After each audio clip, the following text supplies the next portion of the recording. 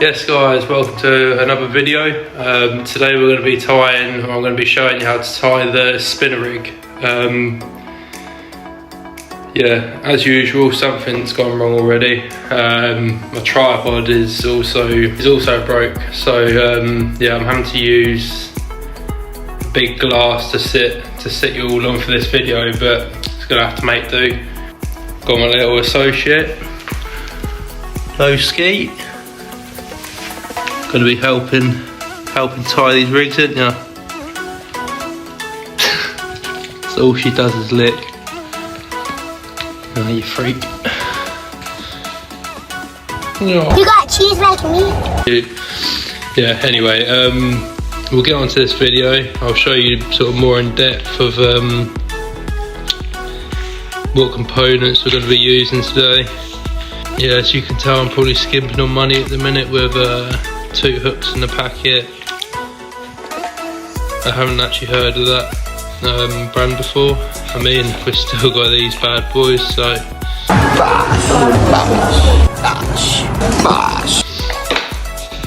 all's not lost. Right, got my tripod, got my glasses. You got cheese like me?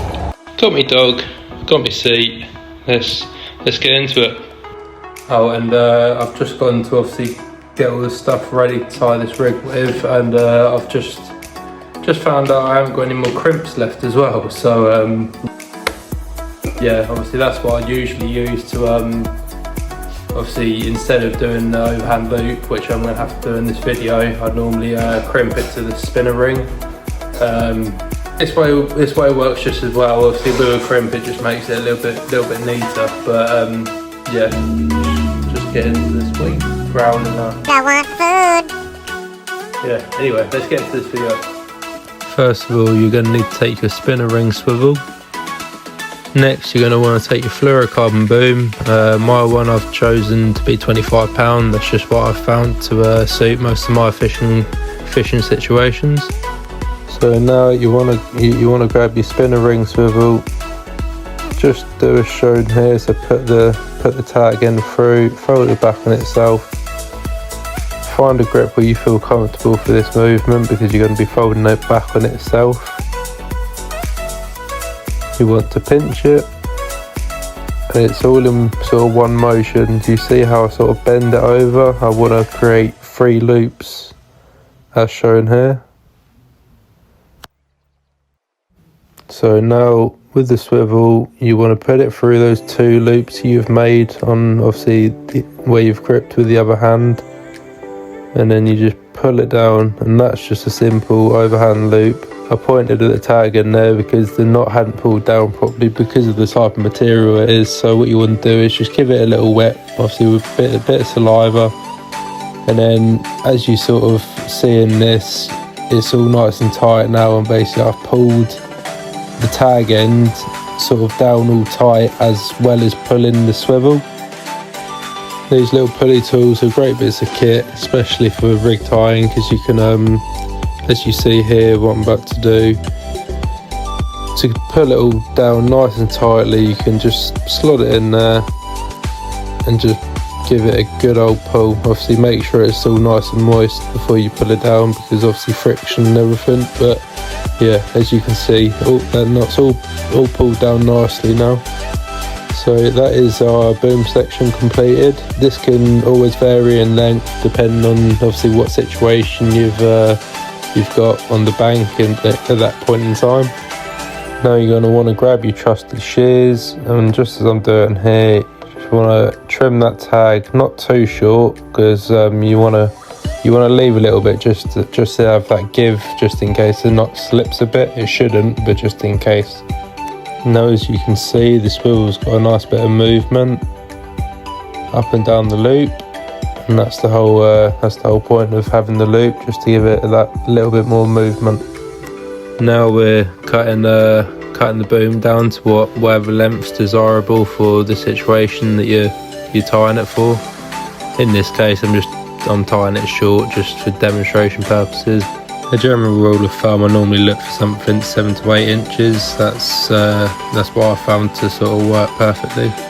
Now we're just repeating the process that we did with the swivel, but obviously this end doesn't have a swivel. This is the end where you actually attach it onto your swivel, just on your leader or whatnot. But yeah, I tied this a little bit short really for what I was actually what I'd normally fish with, but yeah, it's just again demonstration purposes. As you can see, we've made the three loops again. We use a baiting needle just if you want to make it that little bit easier, just to do the fiddly bits, and it does help. So you just put it through like that. Again, you might need to use your teeth to just pull that tag end as you pull sort of both ends, as I'm doing right now. And then as so, just finish it up just like that. And then yeah, that is your finished boom section. Now grab your hook of choice. I tend to go for a size 4 spinner just because I've just found it to be best for the spinner rig. Yeah, grab your shrink tube as well. Just make sure it's the right size because there are different size shrink tubes, so just double check. Right, so take your hook. You're going to obviously need your shrink tube as well. And then you're going to need to trim the shrink tube down to the size that you're going to need, because it's going to need to go it's going to need to cover the eye of the hook, and it's going to need to just cover the barrel of the spinner swivel.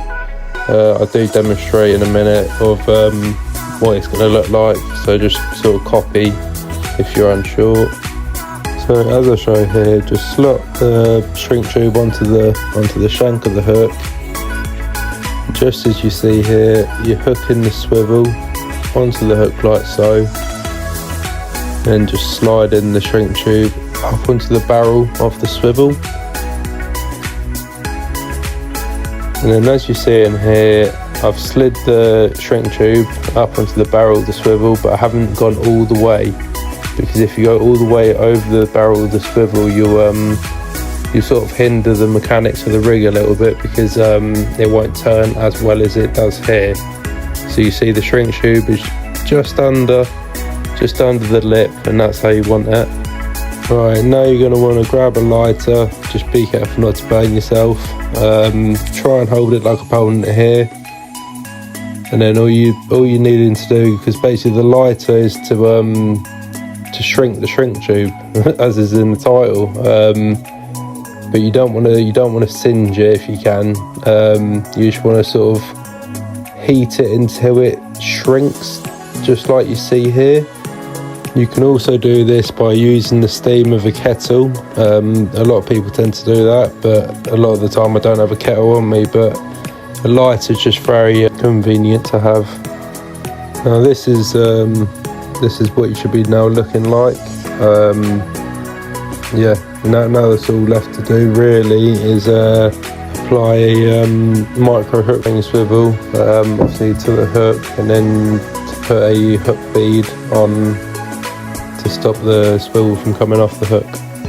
So as you see here, we've got a micro hook ring swivel that we're literally just about to attach. So basically it's wanting to go on the big ring on the swivel. So as you see here, slide that on, push it around so it's out of the way, get your hook bead, and this is basically going to act as a stopper, so it's going to keep that swivel on the hook. It's also important to note that hook beads have got sort of like a pattern of like church bell. So the thinner end, which would be the top of the bell, wants to sort of be that's the side you want to go in through. So obviously you can see there the swivel's butting up to that when it comes down, so it can't go past, and that's just how the neatest way you can have the hook bead to sit. Right, so now for the finishing sort of touches of the rig. You've got your putty here, and this is basically going to be covering the first knot you've got on that loop that you did on the swivel. So just keep on watching here what I do. So as you see here, you sort of break a bit of putty off, not too big, but just enough that's going to hold, say your bait of a pop-up or whatever. Yeah, so just sort of pinch off a little bit like I've got here, you want to squash it down in between your fingers just to make it easier to mould around that knot. And then you just do as so, as is shown here. Press it on the back a little bit just to sort of set it in place, and then with your other fingers you're going to want to sort of roll it round that knot. And the good thing with putty is you can make it cling to knots quite well. So yeah, you sort of just grip it on there like that, roll it between your fingers, and that'll just sort of give you sort of a smooth finish if you like. So this is what your putty should be looking like once you're finished rolling it. So this is what the rig should now be looking like. I'll show you now how to attach the bait.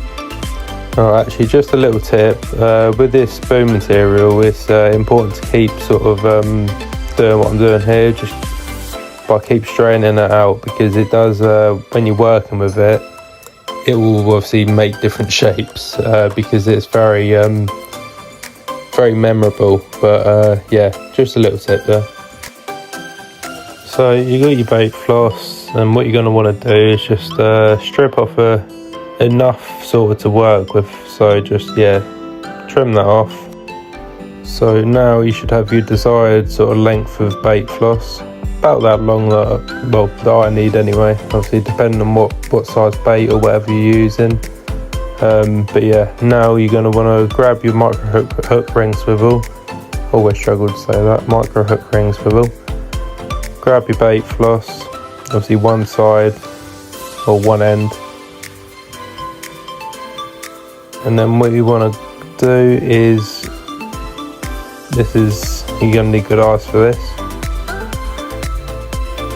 Just slot that through the hole like so,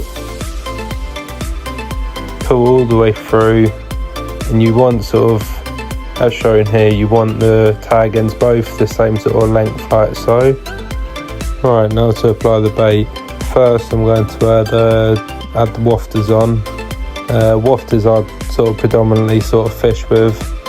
Absolutely love these. These are proper nice baits, to be fair, proper smelly. Got a nice breakdown. They bleed very well on the lake bed, so yeah, they've been a favourite of mine for quite a while now. Yeah, I do tend to double up on these baits just because I found it actually sits nicer. As you see on some footage that I put on the end of this of the sink test, it does sit very nicely. So yeah, just sort of curl it over so it's got a bit of something to grab onto. Then you just want to thread it down onto the bait floss. A lot of people tend to slide the bait all the way down the floss, like straight over the swivel. And yeah, I do it slightly differently. As you can see here, I sort of pull it down just so it's sort of touching that bottom ring. And then you use your nail just to create a little bit of separation. You can see a little bit clearly in a minute. It's just a tiny bit, but it does make all the difference. It just gives it that extra bit of movement. As you'll see on the sink test, it sits absolutely beautifully. And yeah, that's just how I've always tend to do it in the last few years. Well, I think I've had these scissors for a little while and they need replacing, but yeah, cut the bait floss around that sort of distance away from the bait. It doesn't want to be too long because there's too much to burn afterwards. So as you see here, a nice easy blob down. Use the lighter or your finger, but I do recommend the lighter just to sort of solidify that blob. And yeah, jobs are good, and that's the rig all complete. Let's go give it a little test in the sink, and yeah, I'll show you what I was on about. As you see here, this is how you'd expect the bait to be sitting under the water. And then as the fish picks it up, just look how that hook look how much movement that's got. So that will turn pretty much every single time. I haven't had a hook put on it yet. And yeah, let's give it a little sink test. So as you see here, it sits on its own. And that's what I love about this rig. It's inconspicuous, and it's just so low lying. It's beautiful. If you can get away with fishing it on like the cleaner sort of lake beds, just look how that flips and lays flat. That's what you want. I do actually tend to fish this rig. I'm more of a mesh PVA bag sort of guy, but yeah, I mean, even on its own it will set perfectly, but yeah, just look how it resets. Beautiful. So if it is picked up and it's ejected, it will just reset. Oh, another quick tip: if you got a phone near either a sink, water, or lake, just be careful.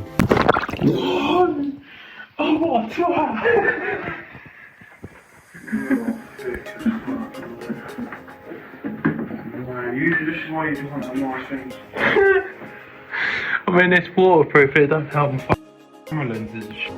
At this rate, I'm more of a fail compilation sort of YouTube channel, but yeah, so now we've got a pop-up attached on the same rig.